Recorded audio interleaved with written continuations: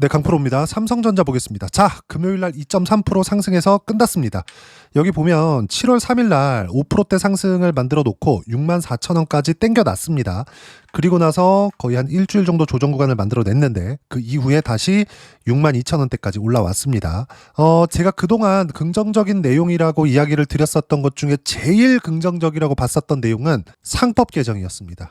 그건 왜 그러느냐? 한국 시장에 대한 체질이 바뀌기 때문에 그래요. 한국 시장은 기본적으로 저평가를 당연시 해왔었던 그런 시장입니다. 왜 그럴까요? 대주주 기준에서 봤을 때 주가가 상승하는 것을 원하지 않았기 때문에 그렇습니다. 왜 그런 상황이 나오냐면 상속에 대한 이슈 때문에 그래요. 자, 상속에 대해서 우리가 한번 생각을 해보자고요. 오너 입장에서 봤을 때 한국은 오너에 대한 개념이 있으니까 이런 부분부터 먼저 없어져야 됩니다. 이게 어떻게 없어질지는 모르겠으나 일단 없어져야 돼요. 왜 그러느냐? 미국 시장 같은 경우에는 애플이 스티브 잡스가 사후에 어떻게 됐죠? 팀 쿡이 물려받았습니다. 근데 팀 쿡은 실제 가족이 아니죠. 물론 둘 사이에 뭐 큰 조금 이슈가 있기는 했습니다. 여러 가지 사연들이나 이런 것들이 있기는 했어요. 근데 가족은 아니에요. 이런 정도의 상황이 나와야 되는 겁니다. 상속이나 이런 부분들이 없어지니까. 자, 근데 한국 시장은 기본적으로 상속이라는 부분, 그쵸? 오너 일가가 물려주는 것을 기반으로 하기 때문에 지금 현재 상증세 기준에서 봤을 때는 사실상 대주주, 즉 오너 일가에서 주가가 올라가는 것을 달갑게 보지 않아요. 상증세 자체가 늘어나기 때문에 그렇죠. 근데 이 구조를 깰 수 있는 상황이 나왔습니다. 깰 수 있는 상황이. 상증세가 바뀐다? 상증세는 상속증여세인데 이 세율이 바뀐다? 이런 거를 다 떠나서 일단 기본적으로 상속을 위해서 주주가치를 훼손하는 부분을 아예 없애는 거죠. 법제화시키는 겁니다. 주주가치 훼손이 우위에 있게 되는 거죠. 상법 기준에서 변경이 되었을 때 이런 내용들 때문에 지금 급하게 상승 구간을 만들어낸 겁니다. 그리고 3,200포인트를 넘나드는 지경까지 왔죠. 3,200포인트에서 쉬어가거나 아니면 3,300포인트 정도를 넘어서 쉬어가거나 둘 중에 하나는 나왔어야 돼요. 왜? 코스피의 사상 최고점이 3,300포인트 거의 뭐 언저리에 있거나 요 정도 구간이기 때문에 그래요.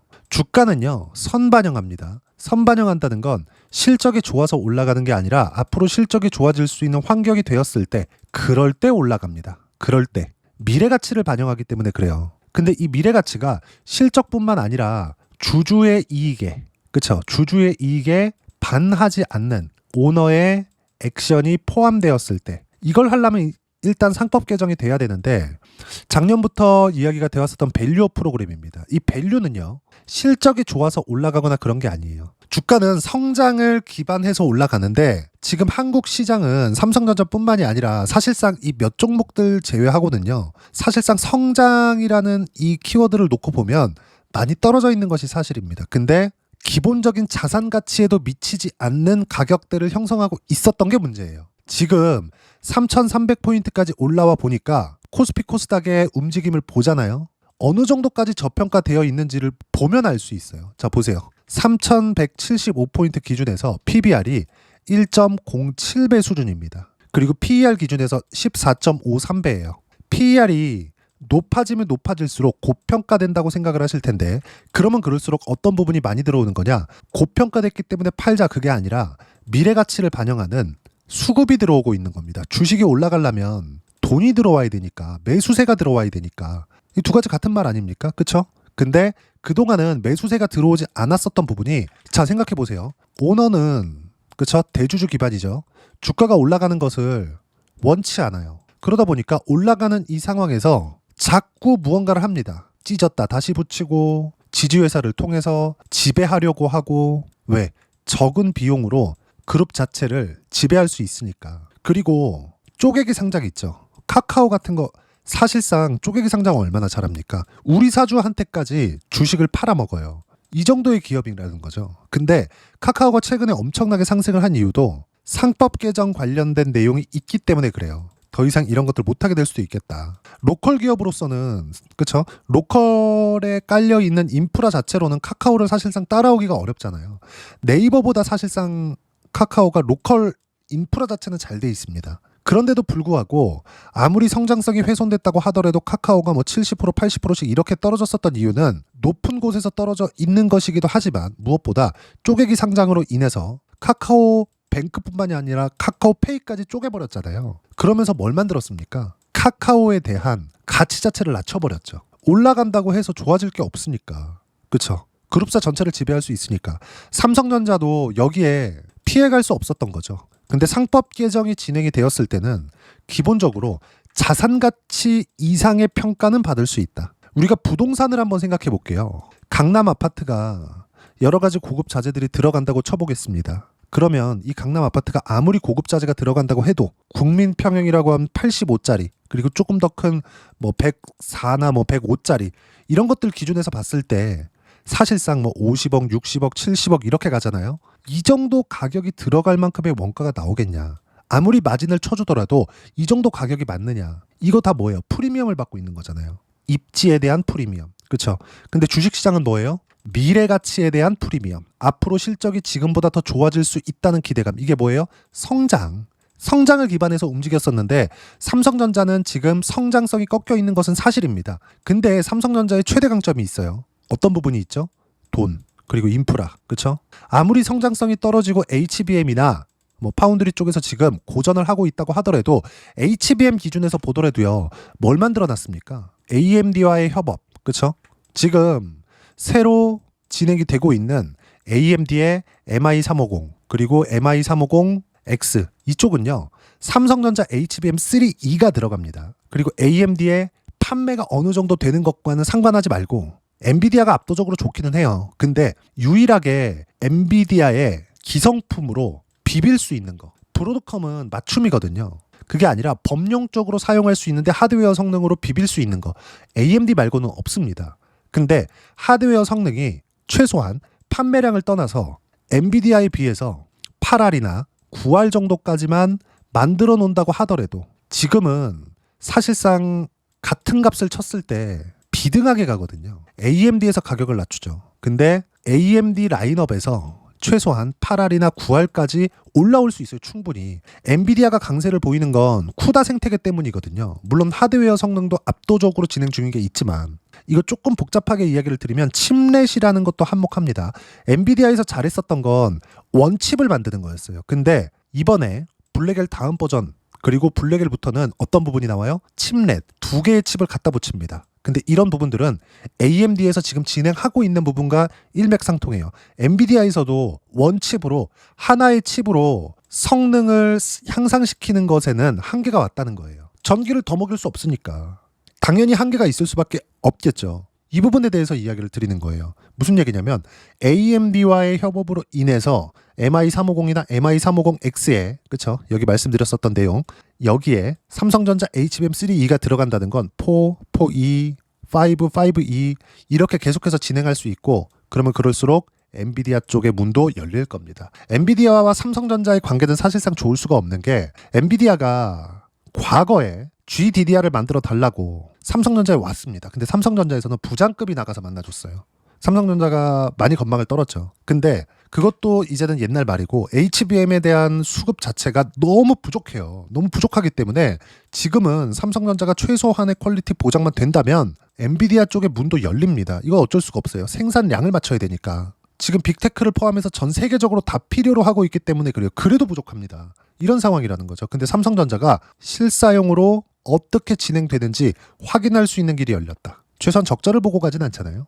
그렇죠? 그러면 삼성전자가 당장의 이익 폭이 굉장히 늘어날 수 있다. HBM 성공할 수 있다. 이것보다 더 중요한 길이 열린 거예요. HBM으로 인한 성장성이 진행이 될 수 있다. 누구 때문에? AMD 때문에. 그렇죠? 둘의 니즈가 맞았던 거죠. AMD에서도 새로운 걸 계속해서 만들어내서 엔비디아의 대항마가 되어야 되고 그러기 위해서는 삼성의 HBM이 필요했었던 거죠. 하이닉스는 지금 TO가 없으니까. 이런 부분이 열린 거예요. 그리고 파운드리 쪽을 보더라도 어떤 부분이 생겼습니까? TSMC 쪽에서 더 이상 점유율을 늘릴 수 없어요. 이 부분에 대해서는 제가 과거 영상에도 계속해서 이야기를 드렸기 때문에 내용이 너무 길어지는 것을 방지하고 오늘 중요한 내용이 있기 때문에 여기까지 하겠습니다. 그럼 오늘 중요한 내용은 어떤 부분이 있느냐?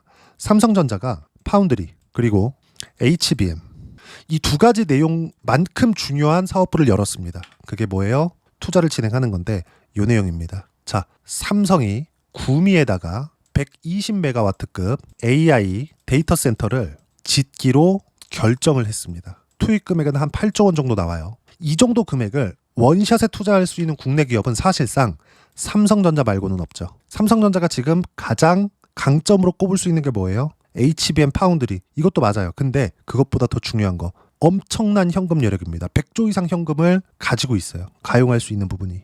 이쪽에다가 7에서 8조 원 정도가 일시에 투자가 됩니다. 지금 하이닉스 같은 경우에도 아마존과 AWS라고 하는데 합작으로 해서 데이터 센터를 만듭니다. 근데 삼성전자도 이런 부분을 단독으로 진행을 하는 거예요. 그러려면 뭐가 필요합니까? GPU가 필요하죠. 그렇죠? 그리고 삼성전자는 자체적으로 HBM을 만들어낼 수도 있어요. 삼성전자 데이터 센터에 들어가는 부분은 사실상 정부보다 GPU를 구하기가 더 쉬울 수도 있습니다. 풍부한 자금 여력, 그리고 반도체 이 산업 기반 내에서 탄탄한 생산 능력을 갖추고 있기 때문에 충분히 딜이 가능하죠. 아무리 빅테크라고 하더라도. 하다가 안 되면 빅테크와 협업도 할 수 있을 겁니다. 이런 부분들이 뭐 데이터 센터가 되면 어느 정도까지 좋아질 수 있어, 이런 것보다 데이터 센터, 새로운 것들이 생긴다. 근데 그게 AI 관련된 내용이다. 이걸로 인해서 어떤 부분이 발생해요? 성장성이 부각될 수 있다. 새로운 사업부가 열리는 거니까. 새로운 사업부가 열리는 거는 사실상 거의 한 15년 정도 만입니다. 스마트폰으로 변경됐었던 그 이후에. 물론 무선 사업부가 스마트폰으로 변경이 된 것은 맞습니다. 근데 사실상 기존에 피처폰을 만들던 데에서 스마트폰으로 변경됐기 때문에 완벽하게 신사업이라고 볼 수 있겠죠. 이때 정확하게 삼성전자의 시세는 2배가 올랐습니다. 30만 원부터 60만 원까지. 2010년 초반의 상황이 그렇습니다. 지금 상황이 이렇게 진행이 된다는 거죠. 그리고 60부터 거의 한 150에서 200 정도까지 올라온 게 2016년부터 2017년. 그때 있었던 서버에 대한 수요예요. 지금 말로 따지면 데이터 센터에 대한 수요입니다. 이때는 뭐가 있었어요? 클라우드 혁명이 있었습니다. 이때 하이닉스도 2배가 넘게 올랐어요. 근데 지금은 AI입니다. AI 혁명은 이것보다 기간이 더 길어질 수밖에 없어요. 그리고 실제 빅테크들은 엄청난 자금력을 통해서 투자를 하고 있죠. 지금 이런 상황이 계속되고 있는 거예요. 여기다가 아까 전에 제가 말씀드렸었던 지금 현재 삼성전자의 PBR은 2014년 말 기준에서 0.92입니다. 0.92. PBR이 뭐냐?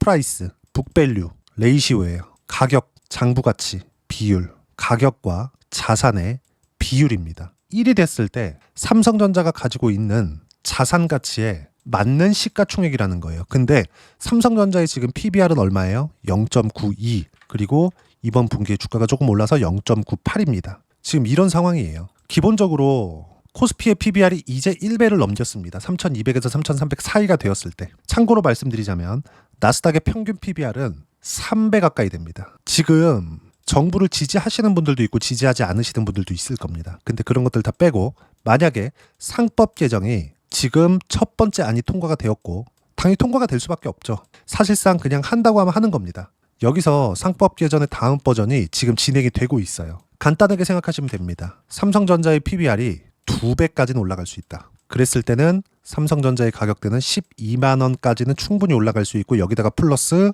새로운 성장 동력, AI, 데이터 센터, 여기다가 HBM에 대한 부분, 플러스 파운드리에 대한 부분, 이쪽은 계속해서 진행을 하고 있었던 사업부이기 때문에 지금부터는 새로운 무언가가 나올 수 있는 기대감만 가지고 있으면 되는 거예요. 삼성전자 우와 성공했다 이런 걸 바라는 게 아니에요. 기대감만 가지고 있으면 되는 겁니다. 이 내용을 반드시 기억을 하셔야 돼요. 삼성전자는 지금 매수 구간이 맞고 저는 이쪽 5만 원대에서부터 계속해서 말씀드렸었던 부분은 딱 한 가지였습니다. 더 이상 빠질 수 있는 가격대가 아니다. 삼성전자가 여기서 더 빠지면 나스닥까지 빠져야 된다. 근데 나스닥은 지금 어때요? 신고가 구간까지 왔습니다. 삼성전자도 다시 6만 원을 돌파하는 상황을 만들어냈어요. 그리고 이제 7월 달이 되면 어떻게 돼요? 고가가 낮아지는 부분이 생기고 그러면 그럴수록 추세 전환의 기간은 임박해져 있다. 그럼 지금 당연히 매수 구간을 잡아야 되는 게 맞고 그 매수 구간 그리고 플러스 반도체 종목군들을 어떻게 구성을 해야 되는지를 여기 소통방에서 무료로 공유를 해드리고 있습니다. 자, 간단하게 말씀드릴게요. 최근에 가장 강했었던 시세를 냈었던 종목이 뭐죠? 두산 에너빌리티. 제가 두산 에너빌리티를 실제 제 계좌를 오픈해서 어떻게 매매를 해왔는지를 말씀드릴게요. 일단 7월 1일 날 188%의 수익 구간을 만들어냈습니다. 매도 구간 여기 잡고 다시 매수 구간을 잡았어요. 근데 언제 샀나요? 신고가를 만들고 나서. 왜? 선반영하니까. 삼성전자 지금까지 제가 이야기를 드리면서 뭐라 그랬죠? 미래가치를 반영한다 그랬죠. 미래가치가 지금 좋아질 수 있는 환경이 점점 오고 있다. 근데 그 가격대가 먼저 반영하고 있다. 아까 전에 뭐라 그랬죠? 7월 달부터는 고가가 낮아진다 그랬죠. 그러면 그럴수록 추세 전환이 임박해졌다 그랬죠. 두산 에너빌리티는 이 시세 구간을 만들어내기 위해서 1월과 2월 달부터 준비 과정을 거쳤었던 겁니다. 이때부터 저는 정확하게 공략을 했죠. 왜 했을까요? 신고가를 만들어냈으니까. 그랬을 때 7월 1일 날 188%, 그리고 이 내용은 정확하게 소통방에서 무료로 공유를 해드렸습니다. 실시간으로. 그리고 7월 11일 날에는 뭐라고 합니까? 저는 떨어지는 주식을 사지 않아요. 자, 보세요. 7월 11일 금요일이죠. 12시 3분 두산 에너빌리티 3% 하락 중 오후 3시 기준 63,200원 이상일 경우 종가 매수 예정이다. 근데 얼마에 끝났어요? 66,600원. 이상일 경우에 종가 매수하겠다. 올라가지 않았으니까 안 샀겠죠. 그렇죠. 절대 먼저 들어가면 안 된다. 타점 공유할 때만 매매하면 된다. 이런 과정을 거쳐야 180%대 수익 구간이 만들어지는 겁니다. 이게 끝이에요? 밑에 보세요. 5월 30일 날 67%의 수익 구간을 만들어냈어요. 이렇게 된다고요. 신고가 구간을 공략을 했을 때는. 그리고 이렇게 매매하기 위해선 제가 뭐라 그래요? 항상 주도주에 집중하셔야 된다.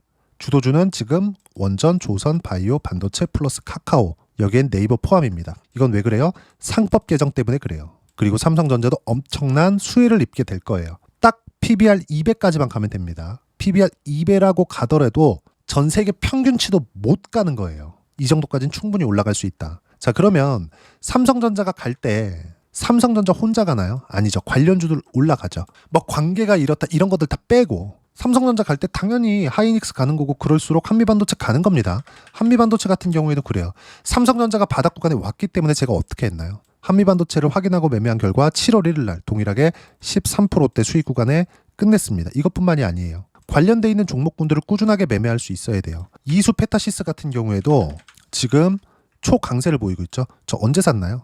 그렇죠? 5월 2일 날 매수했습니다. 확인하고. 이렇게 매매가 진행이 돼야 된다고요. 아직까지 보유하고 있어요. 36,000원에 사서 지금 55,000원입니다. 이것도 거의 70% 80% 수익 구간에서 보유하고 있다는 점. 이런 과정을 거치기 전에 제가 그쵸? 손절도 하고 약수익도 보고 이런 구간이 지나왔지만 확인하는 과정이 있었기 때문에 손절이 쉬울 수 있다는 거죠. 손절이 가장 어렵잖아요. 반드시 기억을 하세요. 삼성전자가 움직이면 반도체 포트폴리오를 구성할 때가 된 거고 반도체 포트폴리오를 정확하게 공략을 했을 때 그쵸? 수십 프로 많으면 100% 이상의 수익 구간을 만들어낼 수 있다. 자, 보세요. 자람 테크놀로지 같은 경우에도 마찬가지예요. 작년에 신고가 구간에 갔을 때 하이닉스와 삼성전자가 강세를 보이고 있었을 때 74% 이렇게 수익이 터진다고요. 이 모든 내용을 소통방에서 무료로 공유를 해드리고 있으니까 구독과 좋아요 눌러주시고요. 댓글 하나씩 달아주시면 무료 입장 가능하고요. 입장 링크는 여기 010-8713-1916으로 구독이라고 문자 보내주시면 소통방 입장 링크 순차적으로 공유를 해드리도록 하겠습니다. 자, 그럼 소통방에서 진행하는 내용 똑같이 따라서 했을 때 어느 정도까지 수익 구간을 만들어낼 수 있는지 몇 종목만 딱 보여드리겠습니다. 자람 테크놀로지 마찬가지죠. 삼성전자 강할 때 지금 관련돼 있는 종목군들 해야 됩니다. 그리고 DI나 이런 종목군. DI 같은 경우에는 뭐였냐면 삼성전자의 HBM 장비를 납품한다는 기대감이 있었기 때문에 신고가를 만들어낸 겁니다. 그런 결과 계속해서 수익 구간 만들어내죠. 24년도 일이에요. 25%, 14% 내려보면 26, 22% 두 자릿수 수익 구간 계속 터집니다. 이렇게 나온다고요. 아까 전에 말씀드렸었던 한미반도체 같은 경우에도 삼성전자의 추가적인 하락이 없다는 점 이런 부분들을 다 감안해서 매수 구간을 잡았고 그런 결과 13%의 수익 구간 그리고 반등하는 부분 확인이 되면 다시 매수를 잡을 겁니다. 삼성전자가 반등 구간을 확인을 했기 때문에 당연히 다음 주가 되면 매수 구간 잡을 거고요. 삼성전자와 함께 어떤 식으로 공략할지 소통방에서 실시간으로 타점 공유를 합니다. 모두 무료로 진행하고 있으니까 구독과 좋아요 눌러주시고요. 댓글 하나씩 달아주시면 무료 입장 가능하고요. 입장 링크는 여기 010-8713-1916으로 구독이라고 문자 보내주시면 소통방 입장 링크 순차적으로 공유를 해드리도록 하겠습니다. 자, 그러면 이렇게 두 자릿수씩 수익 구간을 만들어내기 위해서 이론상으로는 어떤 부분을 봐야 되는지 그 부분은요. 여기 삼성전자의 단기 보유 전략. 단기는 2주입니다. 2주 동안 내가 어떻게 수익 구간을 만들 것인지 그 부분이고 그러기 위해서 가격에 대한 부분 중요하고요.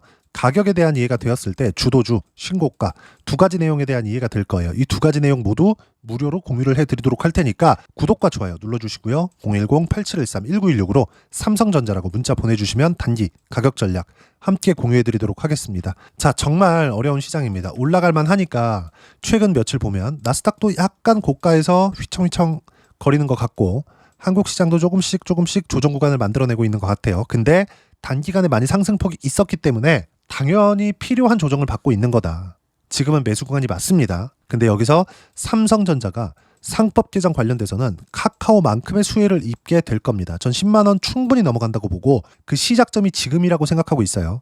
그리고 이런 부분들을 우리가 꾸준하게 매매 구간을 잡아왔을 때, 즉 확인하고 매매를 했을 때 두산 에너빌리티처럼 어떻게 만들어요? 신고가 이후에 시세 구간 180%대 수익 구간을 만든다고요. 이 7월 1일 날 발생한 일이에요. 자, 그러면 이 신고가 구간을 잡는 이 모든 내용들 어떻게 해야 되는지를 실시간으로 소통방에서 진행하고 있으니까 구독과 좋아요 눌러주시면 무료 입장 가능하고요. 댓글도 하나씩 달아주시고 입장 링크는 010-8713-1916으로 구독이라고 문자 보내주시면 소통방 입장 링크 순차적으로 공유를 해드리도록 하겠습니다. 자, 그리고 시장이 어려운 만큼 주도주를 철저하게 공략을 해야 되는데 삼성전자와 함께 어떤 반도체 종목군들을 공략해야 되는지 제가 딱 한 종목만 준비를 해놨으니까 영상 끝까지 시청하시고요. 모든 분들이 성공 투자하셨으면 참 좋겠습니다. 네, 주식 투자를 할 때 항상 체크해야 될 부분이 있습니다. 자, 제가 영상 초반부에도 이야기를 드렸지만 항상 주식 투자에서의 시세, 즉 주식 시세는 가격이 먼저 반영한다는 점입니다.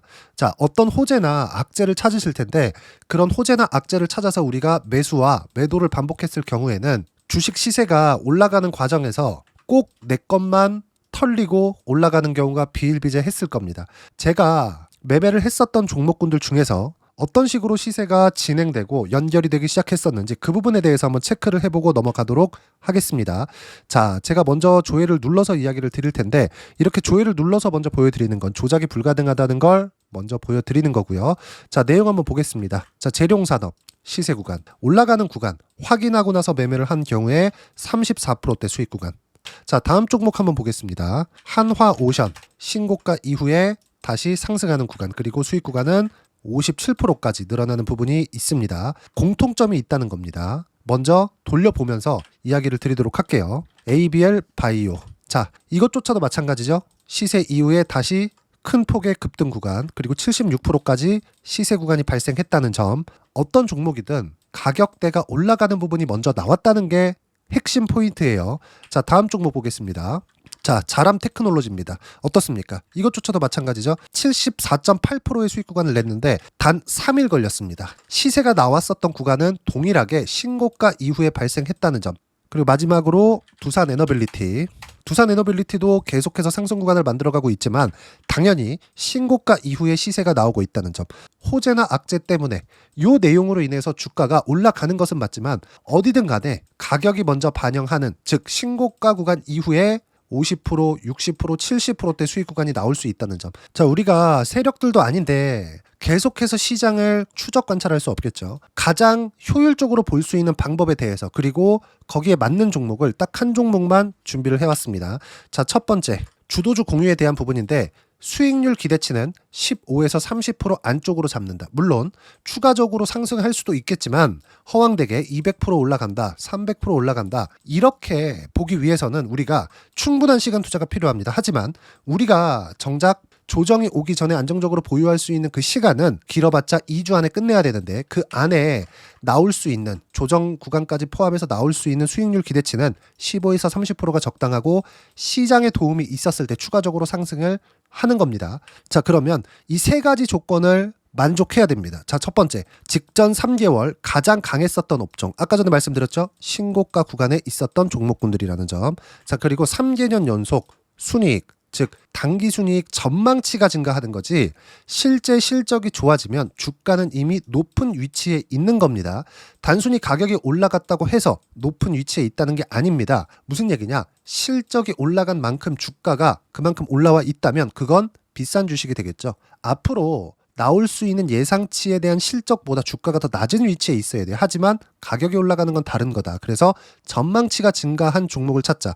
자, 그리고 가장 중요한 점. 올라가려면 돈이 필요하겠죠. 즉 매집봉이 들어와서 가격대를 올리고 외국인이나 기관들, 즉 세력들의 미친 매집 구간을 확인을 해야 된다. 자, 그럼 어떤 종목이냐? 제가 이렇게 준비를 해왔고요. 자, 주도주 공유. 아까 전에 말씀드렸죠. 15에서 30% 2주 안에 낼 수 있는 수익률에 대한 기대치입니다.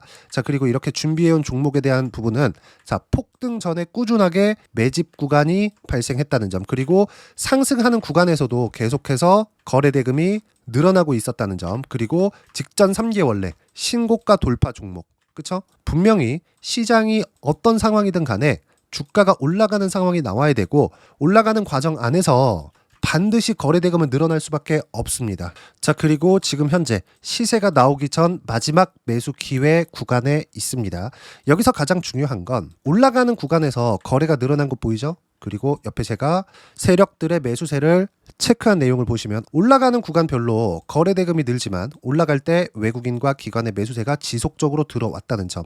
이 구간에서 제가 종목만 드릴 수도 있겠지만 어떤 식으로 타점을 잡고 매매를 해야 되는지 소통방에서 함께 진행을 하고 있고요. 소통방은 모두 무료로 진행하고 있습니다. 물론 종목만도 따로 드리겠지만 등락하는 과정에서 어떻게 타점을 잡아야 되는지 그런 부분 소통방에서 진행하고 있으니까 여기 010-8713-1916으로 주도주 라고 문자를 보내주시면 제가 강프로의 소통방도 함께 초대를 해드리면서 지금 2주 안에 15에서 30% 수익률이 기대되는 주도주를 공유해드리도록 하겠습니다. 자, 항상 어려운 주식시장이지만 제가 준비한 이 종목 받아가셔서 모든 분들이 큰 수익 내셨으면 좋겠습니다.